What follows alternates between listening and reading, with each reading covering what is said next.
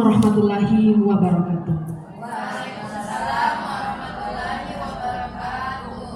Pertama-tama, marilah kita memanjatkan puji syukur atas kehadiran Allah Subhanahu wa Ta'ala, karena atas izinnya juala sehingga kita bisa berkumpul di tempat ini dalam rangka desiminasi budaya positif di sekolah oleh calon guru penggerak angkatan 8. Salam salawat serta taslim tak lupa kita kirimkan ke Nabi junjungan kita, Nabi besar Muhammad sallallahu alaihi wasallam, Nabi yang telah membawa kita dari alam kegelapan menuju alam yang terang benderang seperti sekarang ini.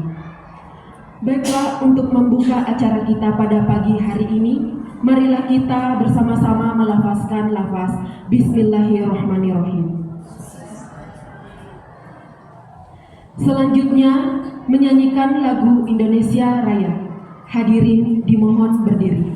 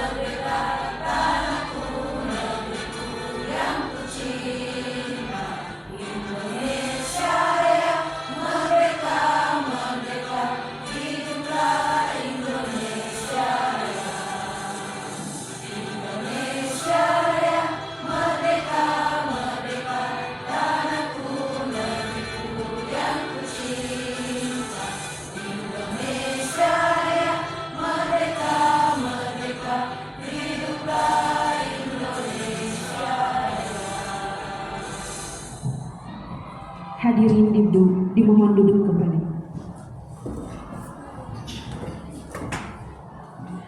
Selanjutnya sambutan oleh kepala sekolah, dalam hal ini diwakili oleh Wakil Kepala Sekolah Bagian Kurikulum.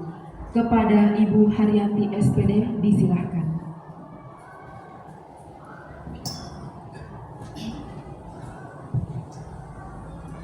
Bismillahirrahmanirrahim. Assalamualaikum warahmatullahi wabarakatuh. Alhamdulillahirrahmanirrahim. Puji dan syukur kita panjatkan kehadiran Allah Subhanahu wa Ta'ala. Hari ini kita berkumpul di aula kita dalam rangka pelaksanaan pengimbasan budaya positif CGP Angkatan 8 Kabupaten Kepulauan Selayar.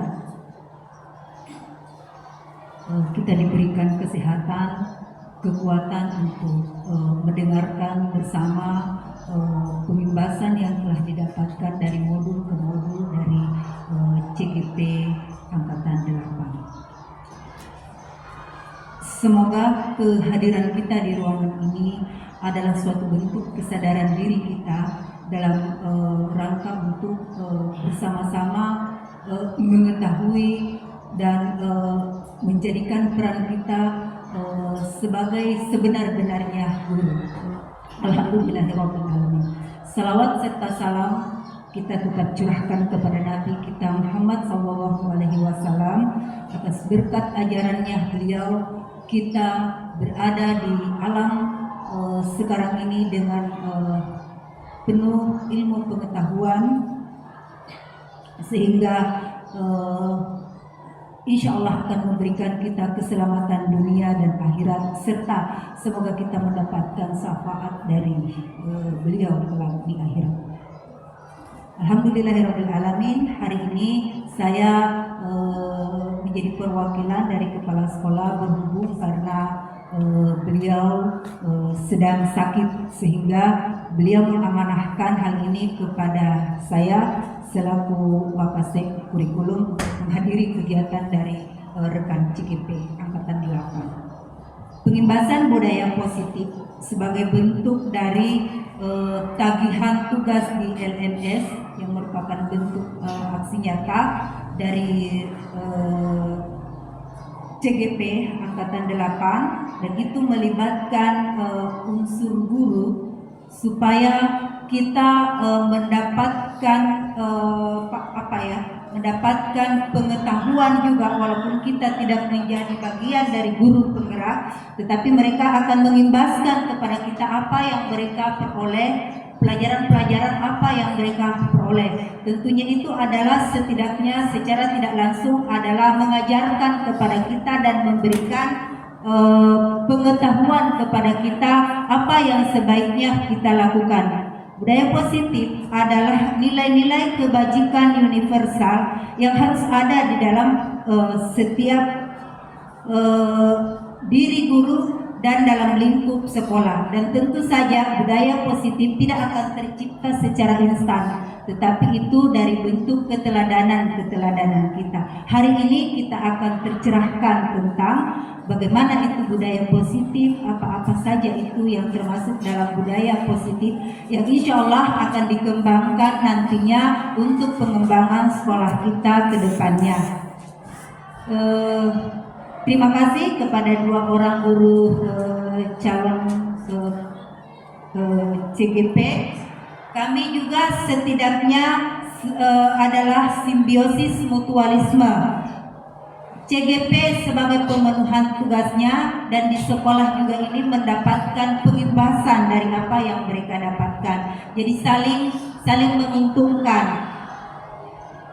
Alhamdulillah guru-guru di sini dengan kesadaran diri mau berpartisipasi di dalam kegiatan diseminasi ini. Akhirnya dengan ucapan Bismillahirrahmanirrahim, kegiatan diseminasi budaya positif di sekolah di SMP Negeri Benteng nomor 1 Kepulauan Selayar saya buka dengan resmi. Terima kasih, silahkan untuk dilanjutkan. Assalamualaikum warahmatullahi wabarakatuh.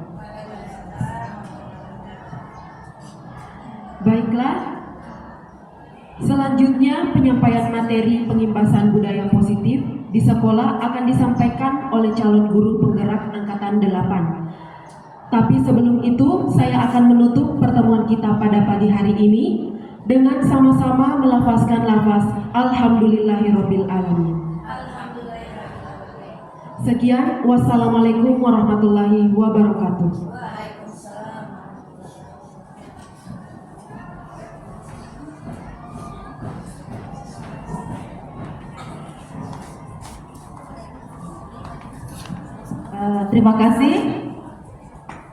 Terima kasih atas kesempatan yang diberikan kepada saya. Jadi saya perkenalkan, nama saya Ibu Sandra Bau. Jadi kami dari calon guru penggerak Angkatan 8 dari SMP Benteng nomor 1. Jadi pada pertemuan kali ini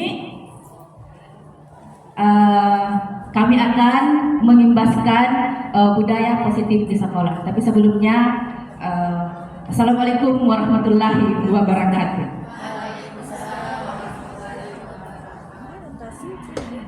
Baik, jadi tadi saya sudah memperkenalkan diri. Jadi kami berdua pada kesempatan ini akan mengimbaskan apa yang kami dapatkan di pelajaran kami di Diklat Calon Guru Penggerak, mulai dari modul 1.1, 1.2 dan 1.3, kemudian yang sekarang adalah 1.4.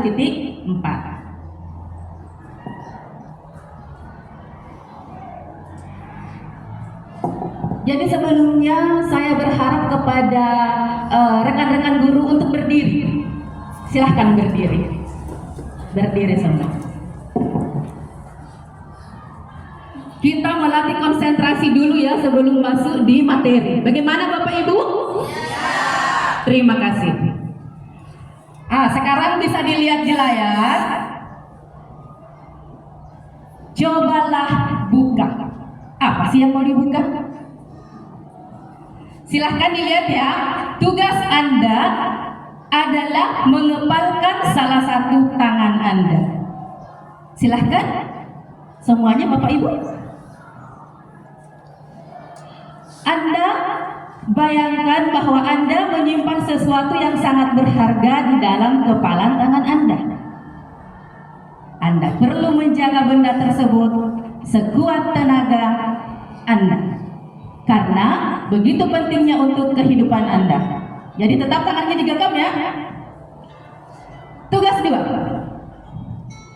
Jadi ini sebenarnya berhadapan ya. Tugas 2, rekan Anda mencoba dengan segala cara untuk membuka kepalan tangan Anda. Jadi tadi teman yang satu itu mengepalkan tangan, dan yang satu lagi sekarang akan membujuk teman yang satu lagi untuk membuka kepalan tangan yang sudah dikepalkan erat-erat tadi.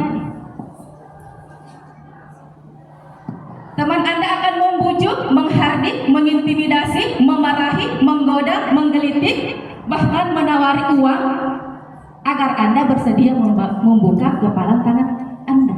Nah, sekarang sudah ada di bayangannya ya apa yang digenggam sekarang? Ada ya? Terima kasih. Sekarang bayangkan. Jadi silahkan berhadapan Bapak Ibu. Yang tidak ada pasangannya, yang tidak ada pasangannya, bertiga saja. Oke. Sekarang bujuklah teman Anda yang ada di depan Anda untuk membuka kepalan tangannya. Silahkan. Silahkan dibuka.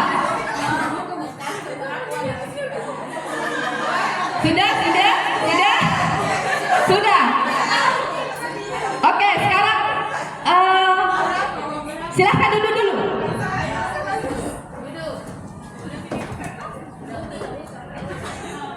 Nah, saya bertanya mulai dari sini.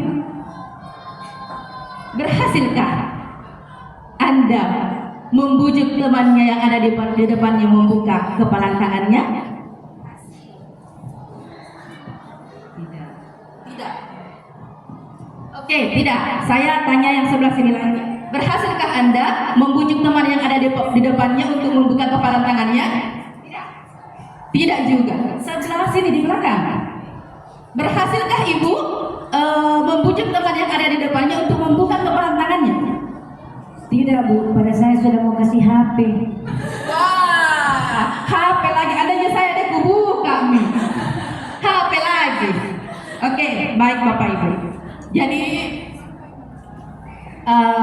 ini kita kembali ke materi bahwa siapapun orang yang ada di depan kita atau siapapun yang membujuk kita, mengajak kita, kalau bukan diri kita yang mengontrol diri kita masing-masing, itu tidak akan berhasil. Jadi intinya tidak ada yang bisa mengontrol diri seseorang itu kecuali dirinya sendiri. Seperti itu Bapak. Tepuk tangan dulu untuk kita semua. Baik, kita lanjutkan. Nah, tadi posisi kontrol. Jadi kita harus mengontrol diri kita. Jadi sebelum masuk terlalu jauh, kita lihat dulu apa sih tujuan pendidikan menurut Ki Hajar Dewantara. Bisa dilihat di layar. Menurut Ki Hajar Dewantara, tujuan pendidikan adalah menuntun segala kodrat yang ada pada anak untuk keselamatan dan kebahagiaan yang setinggi-tingginya sebagai manusia maupun sebagai anggota masyarakat. Ki Hajar Dewantara menekankan bahwa proses pendidikan sesuai dengan kodrat alam dan kodrat zaman dan kodrat murid, sehingga pendidikan itu selalu kekinian dan tidak ketinggalan. Nah, sekarang kita coba bayangkan pendidikan zamannya kita dahulu atau zamannya orang tua kita. Kita tidak mengenal namanya handphone, kita tidak mengenal namanya Android. Itu ya. Baik. Kemudian anak itu mempunyai karakternya masing-masing. Jadi kembali lagi ke yang tadi, tidak bisa mengontrol anak atau tidak bisa mengontrol seseorang kecuali dirinya yang mengontrol diri sendiri. Ya, kembali lagi ke sini. Dengan adanya posisi kontrol pada diri masing-masing, itu akan semua yang ada di kehidupan kita itu akan kita kontrol dengan sendirinya. Jadi kita tidak boleh memaksakan kehendak. Misalnya murid kita maunya seperti ini, ibu gurunya juga atau bapak gurunya maunya lain. Ibu gurunya memaksa untuk menginginkan apa yang ada di kepalanya untuk anaknya berbuat seperti itu. Padahal itu kembali lagi posisi kontrol itu ada pada diri kita masing-masing. Baik. Jadi konsep inti budaya positif yang akan kami imbaskan pada hari ini bisa dilihat. Yang pertama itu perubahan paradigma belajar. Jadi paradigma kita yang lalu itu mungkin ya, tidak sama dengan paradigma yang ditekankan mungkin atau yang diajarkan di dalam diklat guru penggerak ini. Jadi mungkin seperti itu. Kemudian yang kedua, disiplin positif. Kemudian nilai-nilai kebajikan dan kebutuhan dasar manusia. Kembali lagi motivasi perilaku manusia. Kemudian posisi kontrol guru. Nah itu tadi contohnya yang menggenggam tangan. Kemudian keyakinan kelas dan segitiga restitusi. Kita ke paradigma baru. Nah, paradigma yang diajarkan di sini yang akan kita terapkan di sekolah kita adalah pembelajaran dengan paradigma baru merupakan pembelajaran yang dirancang berdasarkan prinsip pembelajaran berdiferensiasi. Sehingga para peserta didik sesuai kebutuhannya berdasarkan tahap perkembangan sesuai teori psikologi modern untuk mewujudkan profil pelajar Pancasila. Nah, saya mau bertanya, ada berapa sih profil pelajar Pancasila elemennya? Boleh? Ada 6. Pertama, beriman bertakwa kepada Tuhan Yang Maha Esa. Kedua, berkebinekaan global. Ketiga, gotong royong. 4, kreatif. 5, mandiri. Dan keenam adalah apa lagi ya? Bernalar kritis. Baik, saya rasa semua bapak dan ibu guru yang berada di tempat ini sudah mengenal 6 elemen profil pelajar Pancasila. Jadi ada 6 elemen profil pelajar Pancasila yang di dalamnya itu adalah semuanya itu untuk kebajikan, semuanya itu adalah untuk ke anak kita, perkembangan menuju ke yang lebih baik. Nah, sekarang ada paradigma yang dulu kita mungkin terapkan jadi miskonsepsi tentang teori kontrol itu. Kita sebagai guru selalu memaksakan kehendak kita. Jadi ada miskonsepsi, jadi ada di atas bisa dilihat. Yang pertama itu ilusi guru mengontrol murid. Kemudian yang kedua, ilusi bahwa semua penguatan positif, efektif, dan bermanfaat. Kemudian yang ketiga, ilusi bahwa kritik dan membuat rasa bersalah mampu menguatkan karakter. Yang keempat, ilusi bahwa orang dewasa berhak memaksa. Kita mulai yang pertama, ilusi guru mengontrol murid. Ada barangkali yang bisa? Ini guru penggerak angkatan sebelumnya mungkin bisa menjelaskan. Saya persilahkan.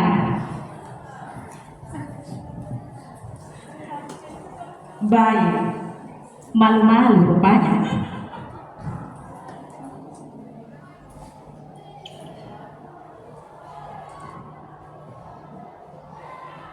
Jadi kita bisa lihat di sini perubahan paradigma stimulus respon ke pendekatan teori kontrol. Jadi ada empat teori kontrol itu. Ilusi guru mengontrol murid, seakan-akan kita selalu mengontrol. Kemudian pandangan kita bahwasanya penguatan positif itu efektif dan bermanfaat. Kemudian seakan-akan orang dewasa itu berhak untuk memaksakan kehendaknya kepada murid. Ilusi bahwa kritik dan berbuat terasa bersalah itu menguatkan karakter, padahal sebenarnya itu tidak menguatkan karakter anak. Kita lihat contohnya di sini. Stimulus responnya, realitanya yang kita lihat atau yang kita pahami sebelum mempelajari materi ini, kebutuhan kita sama. Padahal sebenarnya teori kontrolnya itu, realita yang sebenarnya itu, kebutuhan kita itu berbeda. Kemudian yang kedua, semua orang melihat hal yang sama, itu stimulus responnya. Nah, teori kontrol yang sebenarnya itu, setiap orang memiliki gambaran yang berbeda. Kita lihat yang ketiga, kita mencoba mengubah orang agar berpandangan sama dengan kita. Kita berusaha teori kontrolnya, kita berusaha memahami pandangan orang tentang dunia. Dan seterusnya bisa dilihat perilaku buruk dilihat sebagai suatu kesalahan. Teori kontrolnya adalah semua perilaku memiliki tujuan. Orang lain bisa mengontrol saya, hanya Anda yang bisa mengontrol diri Anda seperti tadi. Jadi orang lain siapapun itu kecuali diri kita tidak bisa mengontrol diri Anda ya, hanya diri kita masing-masing yang bisa mengontrol. Kemudian saya bisa mengontrol orang lain. Teori kontrolnya, Anda tidak bisa mengontrol orang lain. Pemaksaan ada pada saat bujukan gagal. Jadi teori kontrolnya kolaborasi dan konsekuensi menciptakan pilihan-pilihan baru. Dan terakhir, model berpikir menang kalah. Jadi teori kontrolnya itu model berpikir menang.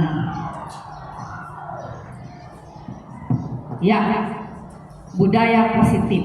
Budaya positif itu yang mana yang dimaksud dengan budaya positif? Kita bisa lihat. Disiplin berasal dari kata disiplina, yang artinya itu belajar. Disiplin mengacu pada disiplin diri yang memiliki tanggung jawab terhadap apa yang dilakukannya berdasarkan nilai-nilai yang diyakini. Kemudian, disiplin positif merupakan salah satu cara penerapan disiplin yang bertujuan untuk menumbuhkan kesadaran serta memberdayakan peserta didik tanpa imbalan, penghargaan, reward atau ancaman atau hukuman. Jadi sebagai pendidik, tujuan kita adalah menciptakan peserta didik yang memiliki disiplin diri sehingga mereka berperilaku mengacu pada nilai-nilai kebajikan universal dan memiliki motivasi intrinsik dalam perubahan perilaku ke arah yang lebih baik.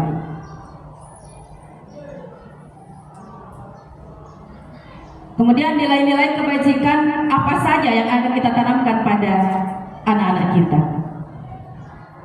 Nilai-nilai kebajikan adalah sifat positif manusia yang merupakan tujuan yang mulia yang ingin dicapai setiap individu.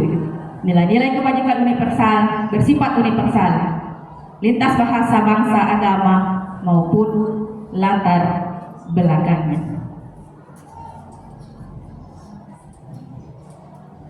Jadi saya kembali lagi ke disiplin positif ini. Jadi budaya positif di sekolah kita ini sudah dilaksanakan.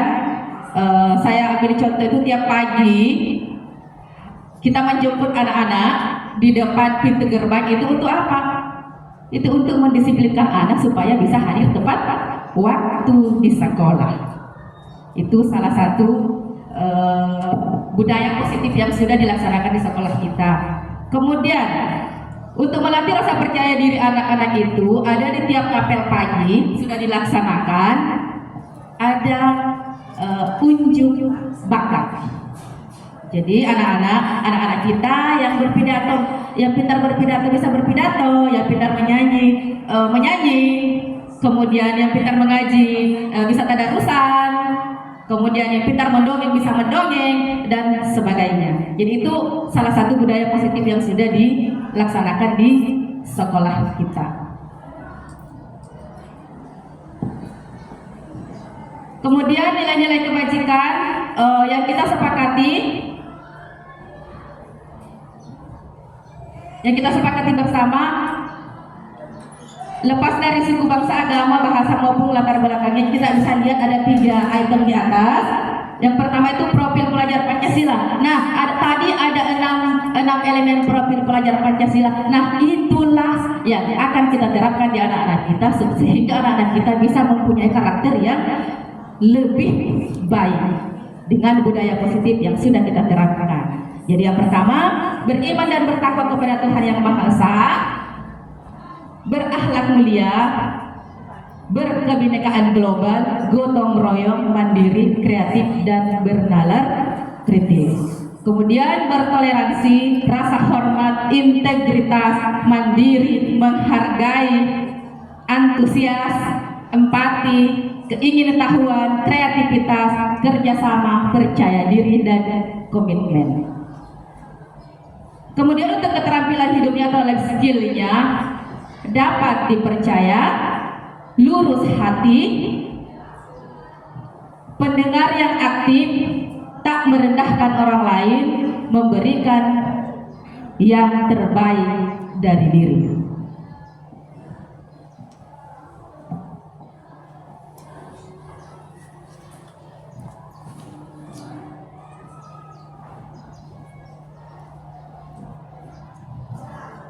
Jadi nilai-nilai kebajikan inilah yang akan kita laksanakan di sekolah kita sehingga menghasilkan peserta didik yang sesuai dengan profil belajar Pancasila.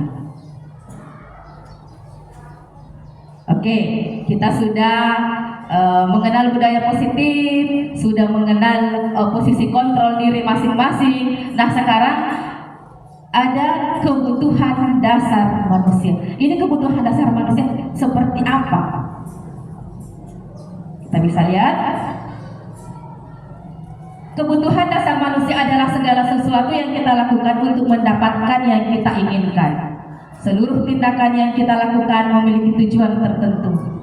Dan semua usaha terbaik yang kita lakukan adalah dalam rangka agar kebutuhan dasar kita terpenuhi dengan baik. Jadi segala sesuatu, perilaku, tingkah laku diri kita itu mempunyai tujuan. Tidak mungkin kita melakukan sesuatu itu tanpa tujuan. Itu untuk apa? Untuk memenuhi kebutuhan dasar manusia. Nah, ada berapa kebutuhan dasar manusia yang kita ketahui? Bisa dilihat? Ada 5 ya? Ada 5. Kita lihat yang pertama, kebutuhan dasar manusia untuk bertahan hidup. Untuk bertahan hidup itu tidak hanya tidur-tiduran, tidak hanya duduk-duduk, tidak hanya baring-baring, tapi kita memerlukan makanan, memerlukan pakaian, memerlukan tempat tinggal, dan kesehatan kita. Jadi untuk hidup, bertahan hidup harus makan, harus berpakaian, kemudian harus ada tempat tinggal, dan harus sehat.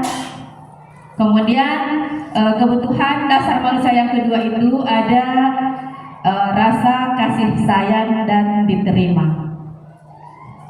Rasa kasih sayang dan diterima ini bisa kita lihat, rasa diterima, dipedulikan, berbagi, kerjasama, menjadi bagian dalam sebuah kelompok atau komunitas.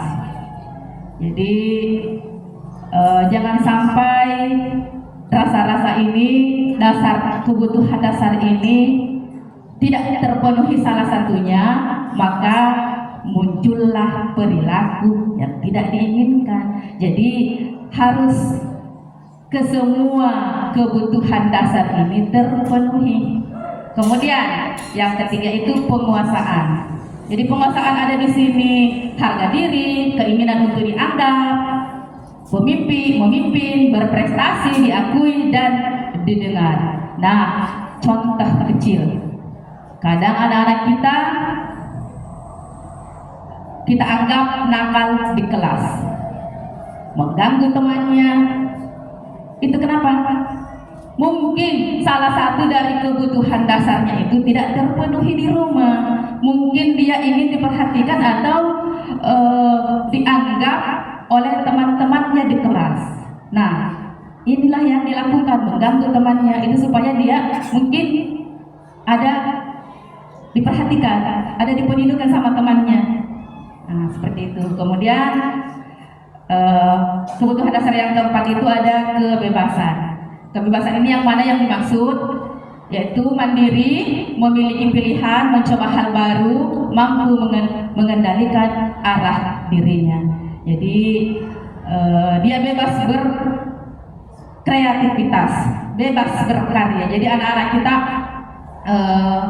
mungkin kalau ada yang nakal, ada yang kita anggap nakal, mungkin ini tidak terpenuhi. Kemudian yang terakhir itu adalah kesenangan, bermain, humor, antusiasme dan tertawa. Jadi kelima kebutuhan ini harus terpenuhi semuanya sehingga kita bisa menjadi pribadi yang baik. Kita lihat contoh kasusnya. Bu Ambar, guru wali kelas 2A di SD Pelita Hati, sedang bingung menghadapi ulah salah satu muridnya yang bernama Doni. Beberapa anak di kelas 2A telah datang padanya dan mengeluhkan Doni yang seringkali meminta bekal makan siang mereka dengan paksa. Jika Anda menghadapi situasi seperti Bu Ambar, apa yang akan Anda lakukan? Menurut Anda kira-kira apa alasan Doni melakukan hal ini? Nah, ini contoh anak kelas 2 SD yang selalu meminta bekal makan siang ke temannya. Jadi mungkin kita ini guru kalau belum mempelajari kebutuhan ini, nakal sekali nih anak. Kenapa minta-minta punya teman? Nah ini. Jadi mungkin si Doni ini ada salah satu kebutuhan yang tidak terpenuhi di rumah sehingga di sekolah berbuat seperti itu. Jadi merujuk dari situasi si Doni ini yang sedang dihadapi Bu Ambar di atas, bahwa dalam konteks penegakan disiplin positif, Bu Ambar sebaiknya mencari tahu alasan Doni melakukan tindakan tersebut agar mengetahui kebutuhan mana yang sedang berusaha dipenuhi oleh Doni. Jadi ada kebutuhan tadi yang 5 ini. Jadi mungkin ada salah satu dari kebutuhan ini yang tidak terpenuhi di rumah sehingga Doni melakukan hal ini, minta bekal makan siang ke temannya. Jadi ada mungkin salah satunya yang tidak terpenuhi. Kemudian motivasi perilaku manusia. Jadi ada 3 motivasi perilaku yang kita lakukan sebagai manusia. Yaitu yang pertama, untuk menghindari ketidaknyamanan atau hukuman. Kemudian yang kedua, untuk menjadi orang yang mereka inginkan dan menghargai sendiri dengan nilai-nilai yang mereka percaya. Kemudian yang ketiga, untuk mendapat imbalan penghargaan dari orang lain. Jadi ada arah panah ini, motivasi intrinsik. Jadi ada motivasi intrinsik, ada 3 motivasi intrinsik yang ada dalam diri kita. yaitu yang pertama untuk menghindari ketidaknyamanan atau hukuman. Jadi misalnya anak-anak berbuat salah, pasti dia berbuat untuk menghindari apa saja yang dilakukan untuk menghindari hukuman itu. Karena kita menganggap anak itu salah, berarti ini anak akan berbuat sesuatu yang untuk menghindari hukuman. Itu motivasi intrinsik yang ada dalam dirinya. Kemudian yang kedua, untuk menjadi yang mereka inginkan dan menghargai diri sendiri dengan nilai-nilai yang mereka percaya. Kemudian yang ketiga, untuk mendapatkan imbalan dan penghargaan dari orang lain. Jadi sebenarnya motivasi yang ada dalam diri kita itu ada 3 hal yang ada dalam diri kita untuk dipenuhi. Nah, kita sebagai seorang guru atau sebagai seseorang, motivasi yang mana sih yang akan kita ambil? Yang kita ambil untuk diri kita. Kita melakukan sesuatu hanya untuk menghindari hukuman. Seperti itu. Misalnya anak-anak melakukan dia terlambat datang ke sekolah, otomatis pasti kita ini guru menghukum. Anak-anak pasti akan mencari alasan untuk menghindari hukuman tersebut. Itu motivasi yang pertama. Kemudian yang kedua, untuk menjadi orang yang mereka inginkan dan menghargai diri dengan hal yang mereka percaya. Yang ketiga, hanya untuk dia berbuat sesuatu hanya untuk mendapat penghargaan. Jadi motivasi intrinsik yang ada dalam dirinya ini mungkin hanya ada 3. Jadi inilah yang akan kita terapkan sehingga muncul motivasi dalam diri anak kita ini, walaupun tidak diberi penghargaan, walaupun tidak diberi imbalan, mereka akan melakukan sesuatu yang baik, budaya positif yang baik, yang memang lahir dari dalam diri mereka masing-masing, bukan dari paksaan orang lain. Jadi muncul motivasi intrinsik dari dalam dirinya. Sekarang kita lihat pertanyaannya. Apakah Anda datang tepat waktu ke sekolah dan masuk ke kelas mengajar hanya karena tidak ingin ditegur kepala sekolah atau hanya ingin mendapat pujian? Nah, Bapak Ibu yang ada di sini, kita berada di mana? Atau datang tepat waktu ke sekolah dan masuk mengajar tepat waktu karena ingin menjadi teladan bagi murid dan menghargai waktu. Saya ingin bertanya pada salah satu rekan guru yang ada di depan saya. Yang manakah diri Anda sekarang, Ibu?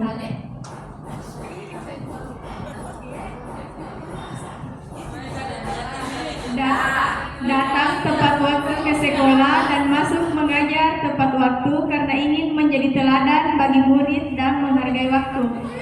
Terima kasih, tepuk tangan. Berarti rekan-rekan guru yang ada di sini sudah mempunyai motivasi intrinsik dari dalam dirinya, ya, tanpa ada paksaan, tanpa mau dipuji-puji oleh ibu kepala sekolah atau bapak kepala sekolah, tapi memang dasar hadir tepat waktu itu karena mereka menghargai waktu.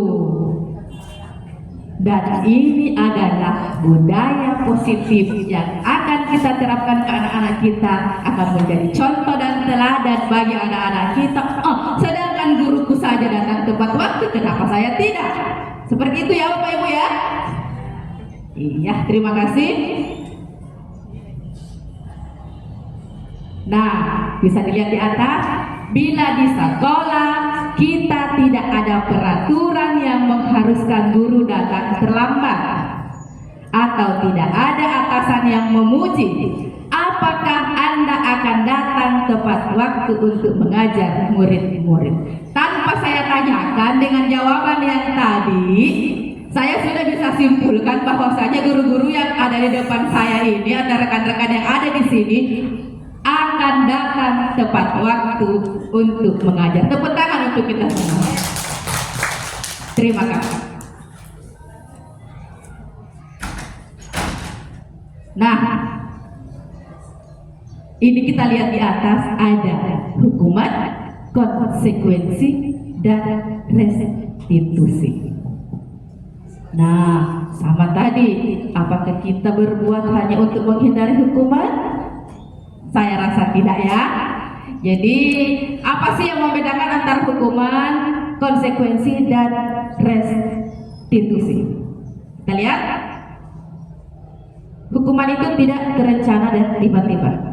Murid tidak tahu apa yang akan terjadi dan tidak dilibatkan. Kemudian bersifat satu arah, peraturan hukuman fisik dan psikis. Itu hukuman. Kemudian konsekuensi, terencana, disepakati sesuai peraturan, murid tetap dibuat tidak nyaman, tetap nyaman. Sikap guru selalu memonitor murid. Kemudian restitusi, proses menciptakan kondisi bagi murid untuk memperbaiki kesalahan. Proses kolaborasi yang mengajarkan murid untuk mencari solusi sendiri. Nah, kita lihat hukuman atau konsekuensi. Nah, sekarang kita lihat mencatat 100 kali di dalam buku kalimat saya tidak akan terlambat lagi karena terlambat ke sekolah. Ini termasuk konsekuensi atau hukuman? Hukuman. Oke, lari mengelilingi lapangan basket 2 kali karena terlambat hadir ke sekolah. Murid diminta untuk push up 15 kali karena tidak menggunakan masker ke sekolah. Menggantikan kertas tugas teman yang telah dicoret-coret. Nah, bisa dilihat. Sekarang jawabannya bisa ada dalam hatinya ya. Kita lihat apakah ini semua yang ada di atas termasuk hukuman atau konsekuensi. Kita lihat yang pertama. Nah, ini dia. Ternyata mencatat 100 kali di dalam kalimat saya tidak akan terlambat lagi itu adalah hukuman. Karena tadi hukuman ini adalah, coba bisa dilihat,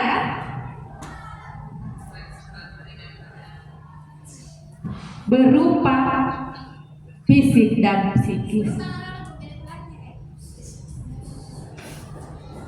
Jadi itu adalah bentuk hukuman. Kemudian yang kedua, lari mengelilingi lapangan basket 2 kali karena terlambat hadir di sekolah, itu masih tetap hukuman. Kemudian push up 15 kali karena tidak menggunakan masker ke sekolah, itu termasuk juga hukuman. Yang keempat, menggantikan kertas tugas teman yang telah dicoret-coret, itu merupakan konsekuensi. Membersihkan tumpahan air di meja tulis karena tersenggol pada saat belajar, itu merupakan konsekuensi. Kemudian yang dua terakhir adalah merupakan hukuman dan konsekuensi.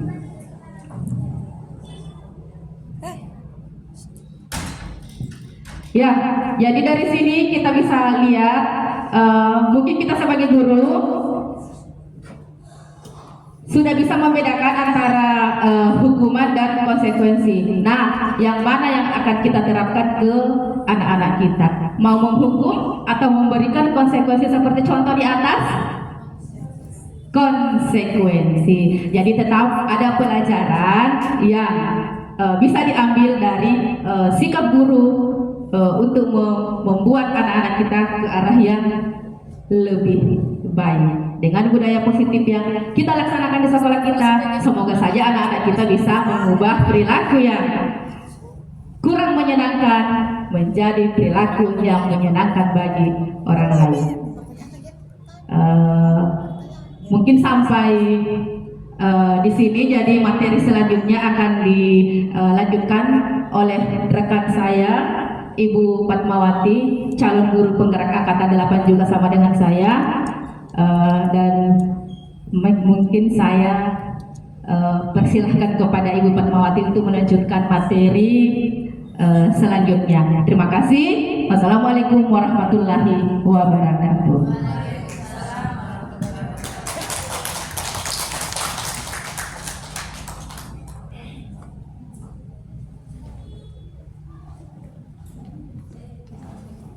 Assalamualaikum warahmatullahi wabarakatuh. Terima kasih. Baiklah, saya akan melanjutkan pemaparan dari Ibu Sandra. Yang berikutnya adalah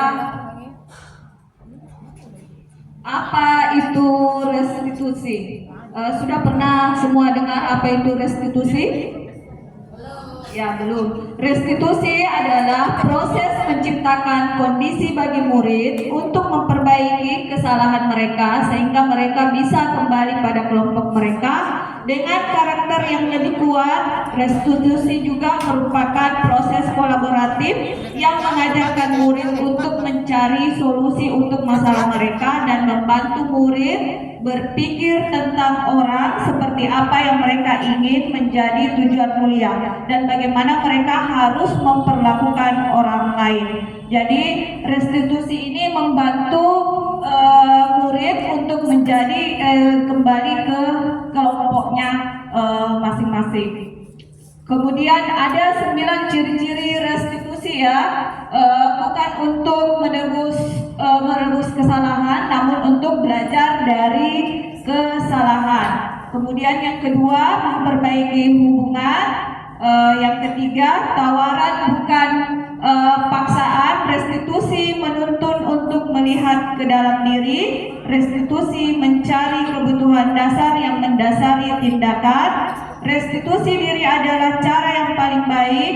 Restitusi fokus pada karakter bukan tindakan. Restitusi fokus pada solusi, dan restitusi itu mengembalikan murid yang berbuat salah pada kelompoknya. Jadi kalau ada anak-anak yang bermasalah, kita tidak hanya menghukumnya, tetapi kita kembalikan mereka ke asalnya atau ke kelompoknya ya. Jadi ada 5 posisi kontrol, yaitu penghukum, pembuat merasa bersalah, teman, pemantau, dan manajer. Yang bagaimana itu penghukum? Nanti kita bisa lihat bagaimana contohnya membuat merasa bersalah, teman, pemantau, dan manajer. Jadi ini adalah contoh penerapannya ya untuk 5 posisi kontrol. Kasusnya, siswa tidak memakai atribut lengkap saat upacara bendera. Jadi hormat pada bendera selama 1 jam. Itu kita adalah sebagai penghukum. Kemudian pembuat merasa bersalah. Jadi berapa kali Bapak Ibu harus memberitahu kamu selalu saja mengecewakan Bapak atau Ibu. Berarti itu kita selalu pembuat merasa bersalah. Jadi kita bisa lihat kita berada di posisi yang mana, biasanya ibu-ibu, bapak guru. Kemudian yang teman, ayo dong ikuti aturan sekolah, tolong bantu bapak, ibu ya, sekali-sekali ini ya sudah, tidak apa-apa, lain kali jangan berbuat ini lagi. Ini adalah posisi teman. Yang kemudian pemantau, kamu sudah melanggar peraturan sekolah, kamu tahu konsekuensinya setelah upacara kamu beli atributnya ke koperasi dan jangan diulang lagi.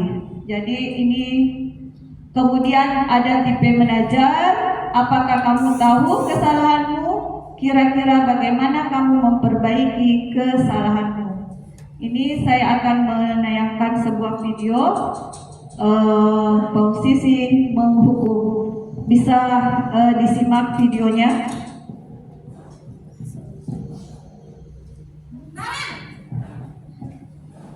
Sini kamu. Selamat pagi, Bu. Selalu terlambat. Kamu deh pasti terlambat. Maaf, Bu. Saya apa coba? Alasan kamu apa lagi? Kapan sih kamu tidak terlambat? Malas sekali ya kamu jadi anak.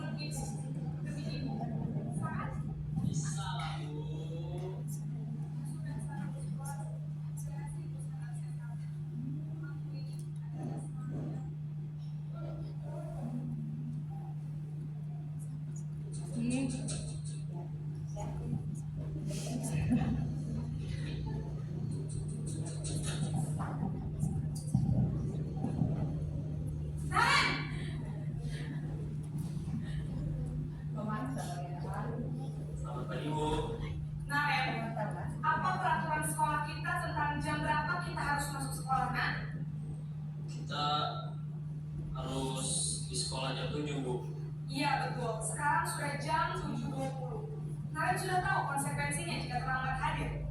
Paham Bu, saya harus tinggal kelas pas jam istirahat selama 20 menit. Iya benar, konsekuensinya demikian. Jadi nanti jam 9.30 pas istirahat, kamu harus tinggal di kelas, kerjakan tugas tambahan untuk ketertinggalan kamu, ya? Baik Bu.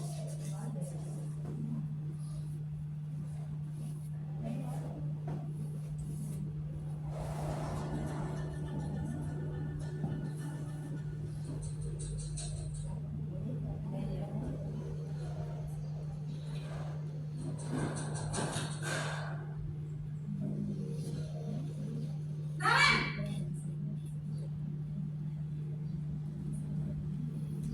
Selamat pagi Bu.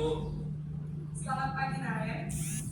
Maaf Bu, saya terlambat. Iya, sekolah masuknya jam 7, sekarang sudah jam 7.20. Jadi sekarang bagaimana ini Naren? Maaf Bu, saya lupa setel alarm saya semalam. Baiklah, menurut kamu, keyakinan sekolah yang mana yang perlu kamu tingkatkan?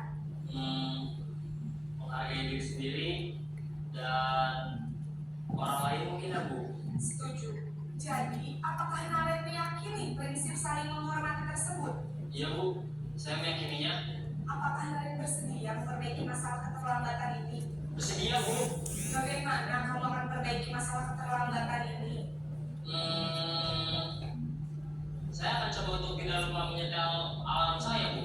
Baik, kalau Naren lupa menyetel alarm di rumah, ada orang yang kira-kira bisa bantu mengingatkan tidak?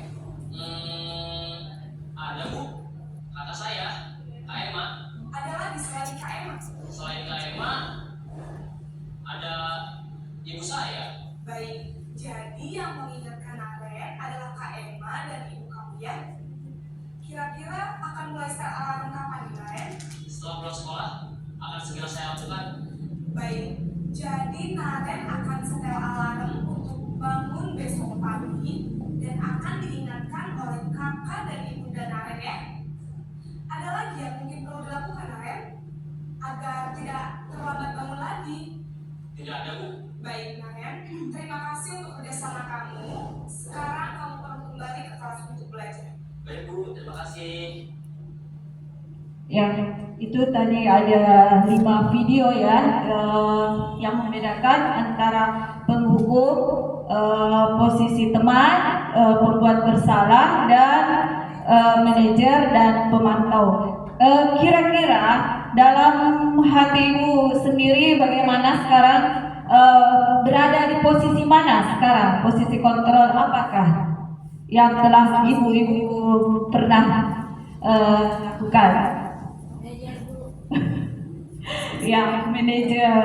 Alhamdulillah ya kalau sudah manajer. Tadi di antara 5 posisi tersebut itu ada yang terbaiknya itu adalah posisi manajer. Jadi kita harus bisa mengidentifikasi identitas. Nanti ada segitiga restitusi. Di sini posisi kontrol, apakah aku? Saya kecewa sekali dengan kamu. Ini tadi masuk di apa? Dia.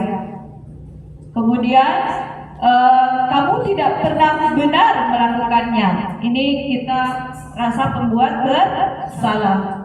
Kemudian apa rencanamu untuk menyelesaikan masalah ini? Kemudian ayolah lakukan demi bapak atau ibu ya. Berarti ini seperti teman. Kemudian kamu tidak mendapatkan nilai jika tidak mengerjakan tugas. Sekarang kita ke keyakinan kelas. Mengapa keyakinan kelas? Mengapa bukan peraturan kelas? Ya. Mengapa keyakinan kelas? Mengapa bukan peraturan kelas? Jadi mengapa kita memiliki peraturan harus menggunakan helm bila mengendarai kendaraan roda 2? Mengapa? Mengapa? Mengapa kita memiliki peraturan 3M menggunakan masker, mencuci tangan dan menjaga jarak 1,5 meter?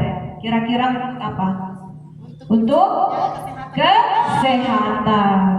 Ya, tadi kalau mengapa kita memiliki peraturan harus menggunakan helm bila mengendarai kendaraan roda, berarti untuk keselamatan. Ya, mengapa kita memiliki peraturan harus datang tepat waktu pada saat mengikuti pelatihan?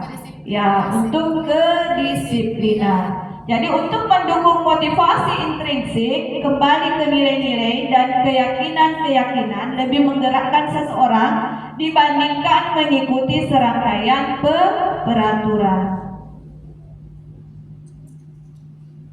Sekarang pembentukan keyakinan kelas.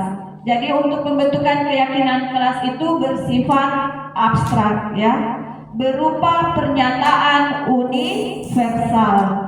Dibuat pernyataan positif, sedikit saja mudah diingat, sesuai dengan kondisi kelas dan sekolah sehingga mudah diterapkan. Semua warga sekolah atau warga kelas dilibatkan saat membuat keyakinan kelas. Jadi untuk dari kesepakatan kelas akan didapatkan sebuah keyakinan kelas. Jadi untuk kesepakatan kelas ini kita libatkan semua warga sekolah dan di dalam kelas. Jadi kalau Bapak Ibu guru membuat kesepakatan dan keyakinan, dilibatkan juga muridnya. Karena kalau aturan itu hanya satu pihak ya, hanya satu pihak, tidak dilibatkan kepada siswa.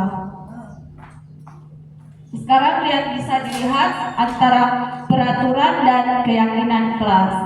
Selalu kembalikan buku ke tempatnya. Kira-kira apa keyakinan kelasnya? Ya, bertanggung jawab. Kemudian dilarang mengganggu orang lain. Itu apa? Ya, menghargai, ya, menjaga ketertiban. Hadir di sekolah 15 menit sebelum pembelajaran dimulai. Kira-kira itu apa? Ya, disiplin. Dilarang melakukan kekerasan. Dilarang menggunakan narkoba. Ya, bergantian atau menunggu giliran, gunakan masker, jangan berkelahi di kelas atau kelas. Ya, ini ya keyakinan kelasnya. Jadi selalu kembalikan buku itu adalah nilai-nilainya adalah tanggung jawab.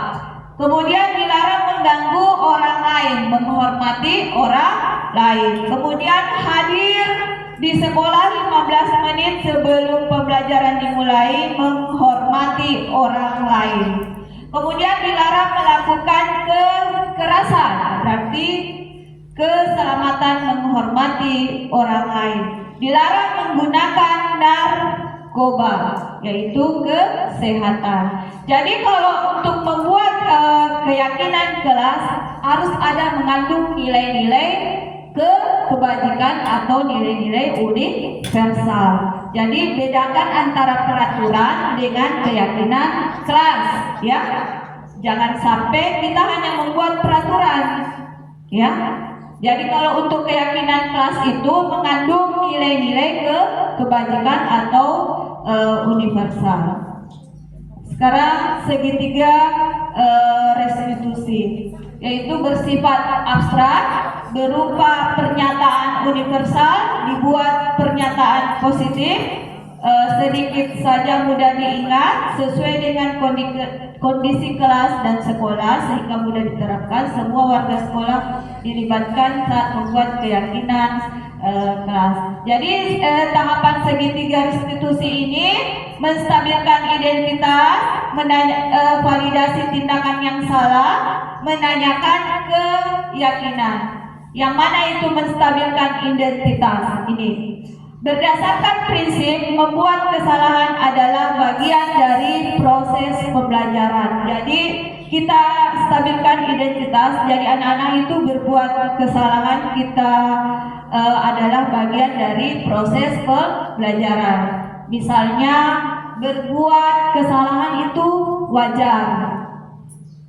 Tidak ada manusia yang sempurna. Bapak Ibu juga pernah melakukan kesalahan. Bapak Ibu tidak mau mencari siapa yang salah, tapi Bapak Ibu ingin mencari solusi dari permasalahan ini. Kamu berhak merasa begitu. Kemudian validasi tindakan yang salah. Berdasarkan prinsip, setiap perilaku berupaya memenuhi suatu kebutuhan tertentu. Jadi untuk validasi tindakan yang salah, berusaha memenuhi suatu kebutuhan tertentu. Misalnya, kamu pasti punya alasan mengapa melakukan hal itu. Kemudian padahal kamu bisa melakukannya lebih buruk dari ini ya. Kemudian kamu patut bangga karena telah melindungi sesuatu yang penting buatmu. Kemudian melakukannya karena mempertahankan sesuatu yang penting bagimu. Kemudian menanyakan keyakinan. Berdasarkan prinsip teori kontrol bahwa pada dasarnya kita termotivasi secara intrinsik. Apa keyakinan kelas kita, jadi nilai-nilai apa yang telah disepakati bersama, seperti apa gambaran sebuah kelas yang ideal menurut kamu ingin menjadi orang seperti apa. Itu menanyakan keyakinan. Sekarang kita bisa lihat penerapannya dalam segitiga restitusi. Ya, demikianlah pemaparan saya sampai ke penutup. Dalam penerapan program disiplin positif, hendaknya guru memiliki standar kepribadian profesional, sosial yang baik, di mana guru mampu merefleksikan dirinya dalam posisi kontrol saat ini. Bagaimana perjalanan dirinya sebagai AMO, manajer yang menuntun murid-muridnya menjadi insan yang mandiri, merdeka, dan bertanggung jawab. Yang demikianlah pemaparan kami.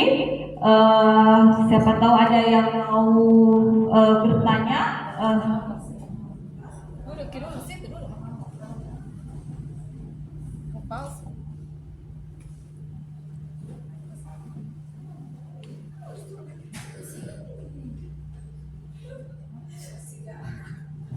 Ya, terima kasih. Ya, demikianlah pemaparan dari kami CGP Angkatan 8. Assalamualaikum warahmatullahi wabarakatuh.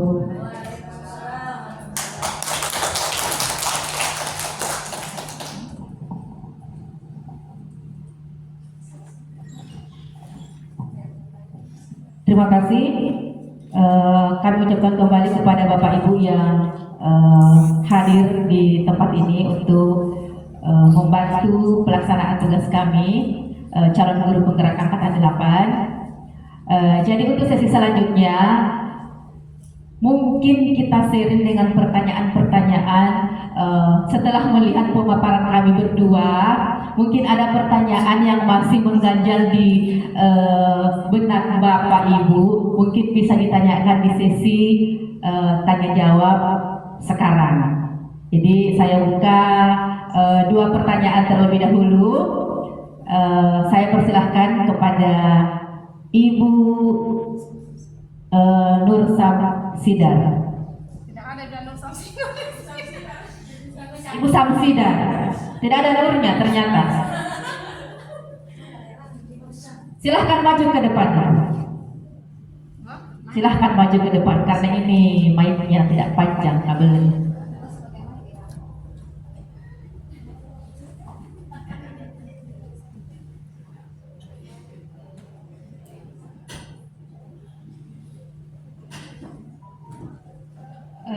Baik, jadi sebelumnya kami yang hadir di sini mengucapkan terima kasih atas diseminasi yang dilakukan Bapak Ibu Sandra dan Ibu Fatma pada hari ini.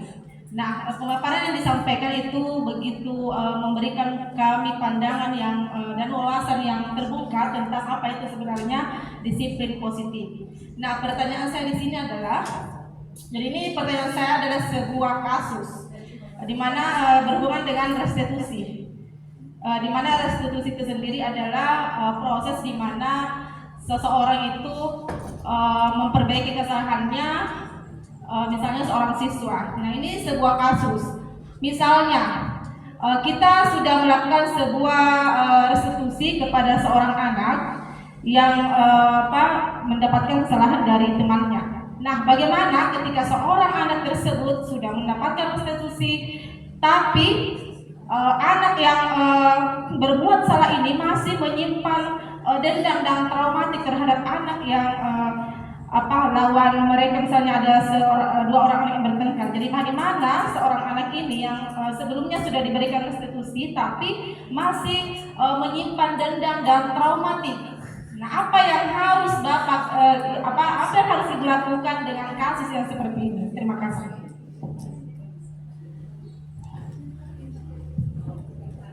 Baik, terima kasih saya ucapkan kepada Ibu Samsidar. Dan untuk menjawab pertanyaan pertama ini saya persilahkan kepada rekan saya Ibu Fatmawati. Silahkan Ibu Fatmawati dijawab. Ya, terima kasih atas kesempatan yang diberikan. Tadi pertanyaannya adalah bahwa tadi ada dua anak yang sudah bertengkar, tetapi sudah dilakukan restitusi, tapi menimbulkan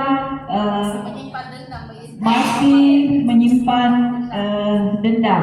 Ya, seperti tadi yang sudah dijelaskan Ibu Sandra bahwa itu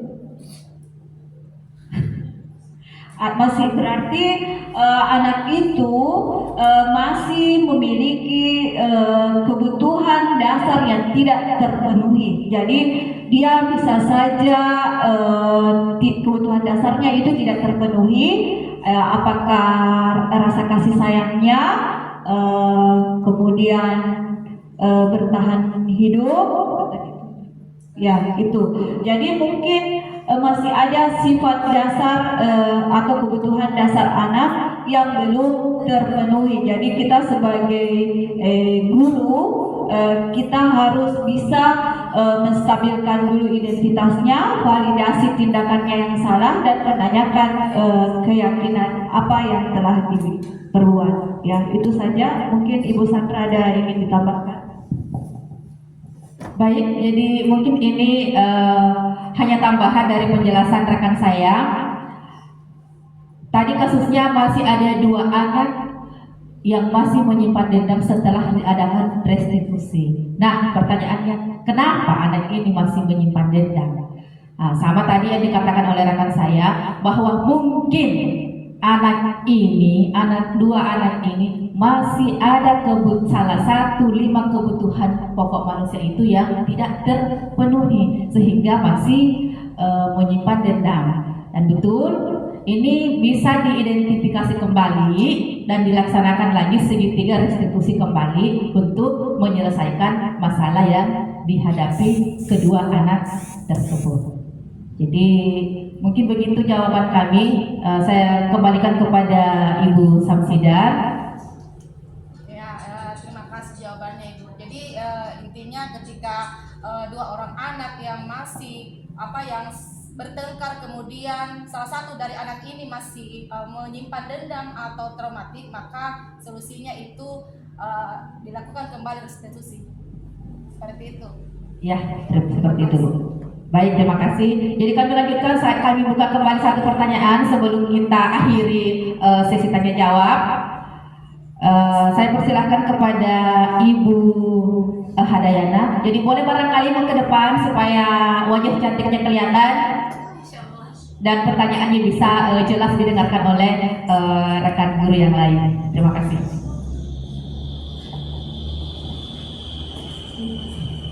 Terima kasih atas kesempatan diberikan kepada saya.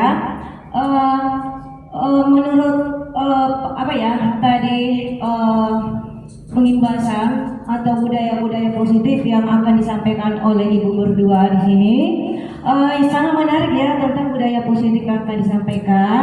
Kemudian ada yang saya ingin sampaikan atau saya ingin tanyakan di sini. Ya, budaya-budaya positif apa saja yang telah Ibu terapkan di sekolah selama mengikuti pendidikan guru penggerak angkatan 6 dan 8, dan bisa memberikan contoh apakah yang ada budaya positif yang ada di sekolah dan budaya positif yang diterapkan di kelas. Ya, terima kasih. Assalamualaikum warahmatullahi wabarakatuh.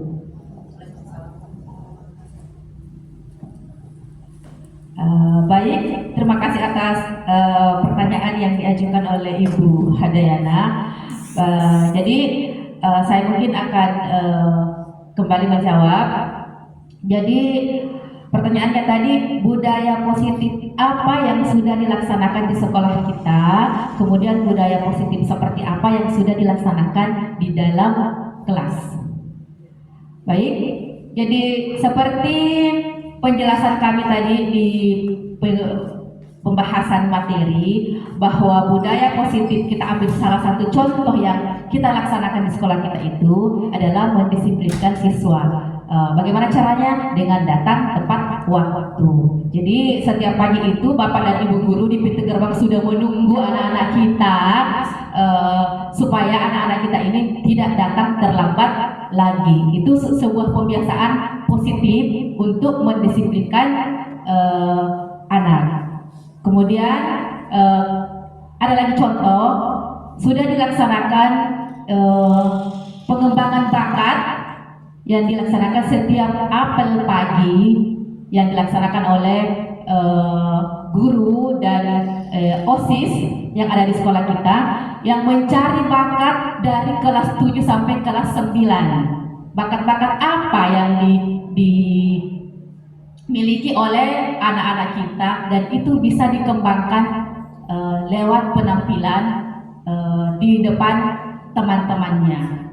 Kemudian contoh lain, ada ekskul seni, olahraga, PMR dan lain sebagainya, pramuka. Dan di sini anak-anak kita diasah untuk menjadi seorang pemimpin, untuk menjadi seorang yang mampu berdiri sendiri nantinya jika dia sudah tamat atau sudah melewati masa fase SMP ini. Seperti itu. Kemudian budaya positif yang sudah dilaksanakan di dalam kelas itu, saya pribadi setelah mengikuti diklat calon guru penggerak ini, saya sudah menerapkan itu, membuat keyakinan kelas seperti itu, Bu. Mungkin bisa ditambahkan oleh Ibu Fatmawati. Saya persilahkan. Ya, terima kasih. Jadi budaya positif yang kita lakukan di sekolah ini sudah ada beberapa yang sudah dilakukan, seperti membawa tumbler dan tempat bekal untuk mengurangi sampah plastik. Dan sama dengan Ibu Sandra, selama saya mengikuti diklat CGP Angkatan 8 ini, baru-baru ini saya membuat keyakinan kelas. Dulunya saya cuma membuat aturan. Jadi aturan itu kemarin kan cuma satu pihak. Sekarang saya membuat keyakinan kelas dengan siswa di kelas, mungkin dengan ada 3 yang kesepakatan yang kita sepakati, bahwa setiap kata jika ingin meminta tolong sama temannya, mengatakan kata tolong, ya. Kemudian mungkin karena bergesernya budaya kita kayak tabe, itu sekarang anak-anak kan sudah bergeser. Kita ajarkan dulu mulai dari kelas pakai kata tabe. Seperti itu yang mungkin yang bisa saya terapkan untuk sementara waktu ini. Saya kembalikan ke moderator. Baik, jadi saya kembalikan dulu ke Ibu Hadayana.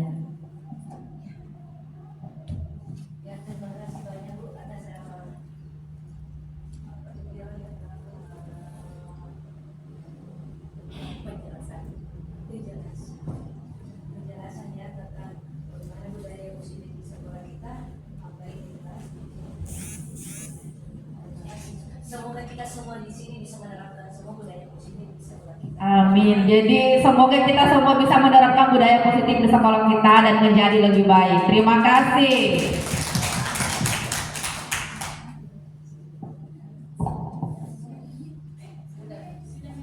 Ya, jadi waktu sudah menunjukkan jam 11 dan ini hari Jumat. Di rumah sudah ada yang menunggu, anak dan suami atau anak dan istri. Jadi kami cukupkan penyembasan untuk hari ini. Terima kasih telah datang menghadiri undangan kami. Terima kasih banyak kami ucapkan dan mohon maaf jika ada kekurangan. Wabillahi taufiq wal hidayah. Wassalamualaikum warahmatullahi wabarakatuh. Terima kasih.